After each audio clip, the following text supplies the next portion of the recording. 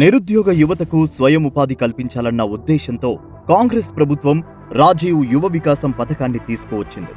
మార్చి 17న ముఖ్యమంత్రి రేవంత్ రెడ్డి గారు ఈ పథకాన్ని ప్రారంభించారు. ప్రస్తుతం దరఖాస్తుల ప్రక్రియ కొనసాగుతుంది. ఈ పథకానికి సంబంధించి మార్గదర్శకాలను రాష్ట్ర ప్రభుత్వం ఖరారు చేసింది. ఈ పథకం కింద జిల్లాల్లో SC, ST, BC, minority, EBC వర్గాలకు జనాభా ప్రాతిపదికన యూనిట్లు ఖరారు చేయాలని ప్రభుత్వం నిర్ణయించింది. దీనిలో భాగంగా 50,000 రూపాయలలోపు లోన్ తీసుకున్న వారికి 100% సబ్సిడీ అందించనున్నారు. 50,000 నుంచి ₹1,00,000 లోపు లోన్ తీసుకుంటే 90% సబ్సిడీ, 1,00,000 నుంచి 2,00,000 రూపాయలలోపు లోన్ తీసుకుంటే 80% సబ్సిడీ, 2 నుంచి 4 లక్షల రూపాయల వరకు రుణం తీసుకుంటే 70% సబ్సిడీ అందనుంది. ఈ పథకం కోసం గ్రామీణ ప్రాంతాల్లోని వారికి ₹1,50,000 ఆదాయం, పట్టణ ప్రాంతాల్లో 2 లక్షల రూపాయల